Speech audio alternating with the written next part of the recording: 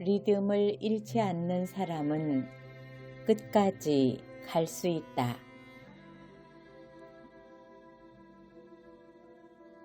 나무는 비바람 앞에서 저마다 다른 리듬으로 흔들린다. 각자의 리듬 덕분에 나무는 꺾이지 않고 세월을 버텨낸다. 살아있는 모든 것은 고유한 리듬을 지닌다. 리듬은 자연스럽게 생겨난다. 리듬은 비가 그치면 해가 뜨고 겨울이 흩어지면 봄이 밀려오듯이 우리 마음속에 자연스럽게 배어든다. 고루 스며든 각자의 리듬은 물이 높은 곳에서 낮은 곳으로 미끄러져 내려가듯이 구태여 힘을 들이거나 애쓰지 않아도 은연중에 저절로 마음의 안쪽에서 바깥쪽으로 흘러넘친다. 리듬을 얻기는 쉬울지 몰라도 유지하긴 어렵다. 세상이 우릴 가만히 두지 않는다.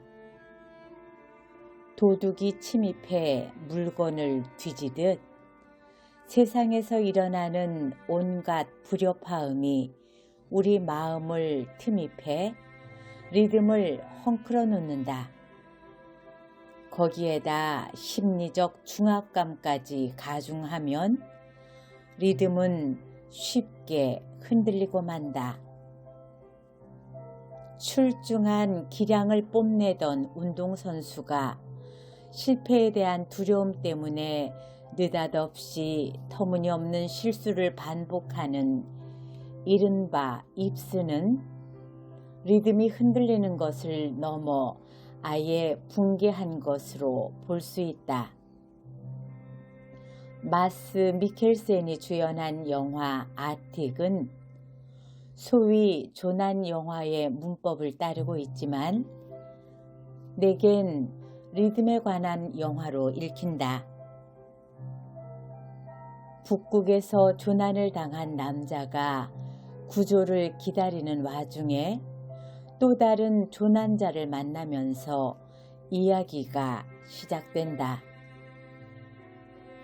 남자는 다른 조난 영화의 주인공들과 달리 쉽게 구조될 거란 희망은 애당초 품지 않는다. 그저 일정한 리듬을 타듯이 매일 정해진 시각에 기상해 얼음을 깨고 엉성한 낚싯줄로 물고기를 잡는 등 생존에 필요한 일을 규칙적으로 해나간다. 어떤 절망이나 희망도 없이 덤덤히 구조를 기다린다. 살아보니 삶은 속도보다 방향인 것 같다는 말들을 많이 한다. 이 말에 나는 그다지 공감하지 않는다.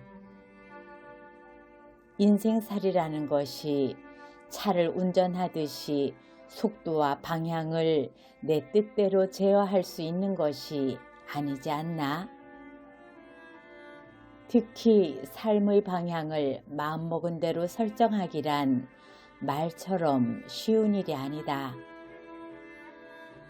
내가 과문한 탓인지 모르지만 자신이 정한 삶의 좌표를 향해 다가가면서 한 번도 방향을 잃지 않고 단숨에 도달했다는 사람의 이야기를 이제껏 들어본 적이 없다. 차라리 나는 삶은 속도와 방향보다 리듬인 것 같아요 라고 주장하고 싶다.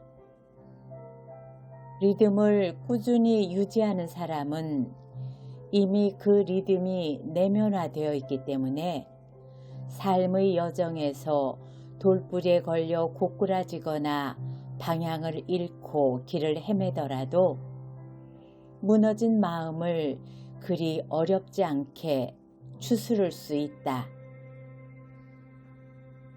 자신에게 주어진 길을 끝까지 걸어가는 사람은 속도를 유지하는 사람도 방향을 잃지 않는 사람도 아니다. 리듬을 잃지 않는 사람이다.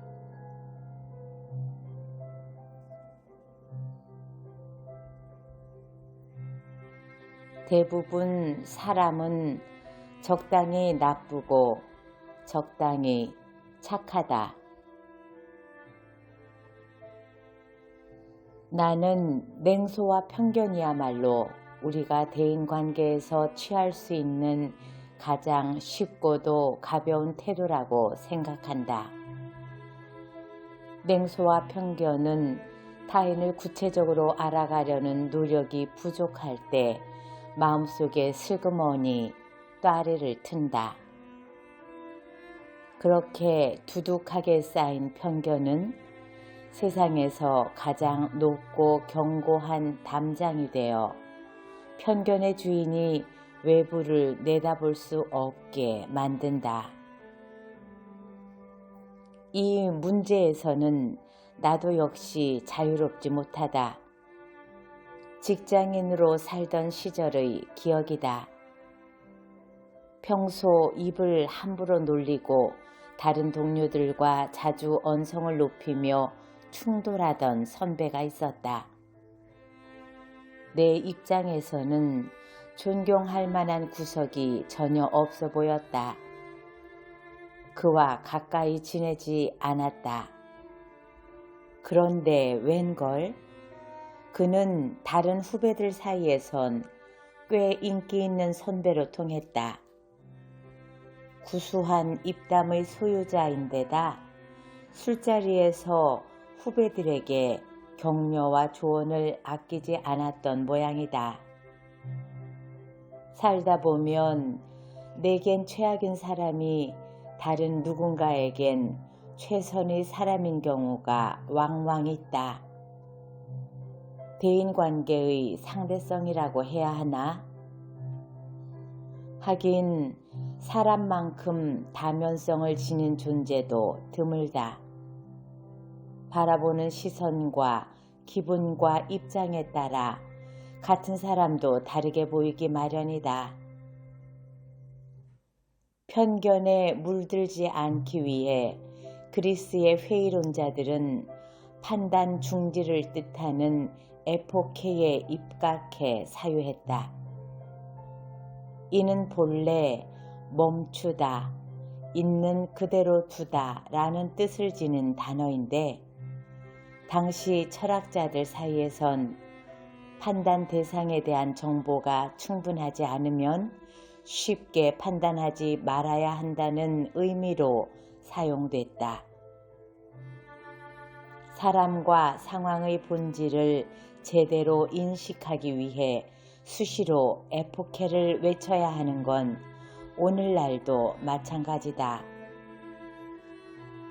우리가 사회생활을 하면서 마주하게 되는 사람들 중에 완벽하게 나쁜 사람 혹은 완벽하게 착한 사람이 몇이나 되겠는가? 한쪽으로 완전히 기울어져 있는 사람은 아마 드물 것이다. 모르긴 몰라도 착함과 나쁨의 비율이 복잡하게 뒤섞여 있는 사람이 대부분이지 않을까? 그런데도 우린 척 보면 알지 라고 단언하면서 너무 쉽게 사람을 판단한다. 인간이 지닌 복잡성을 무시한 채 지금 서 있는 위치에서만 상대를 바라보고 함부로 됨됨이를 평가하는 우를 범한다. 때론 남이 아니라 자기 자신에 대해서조차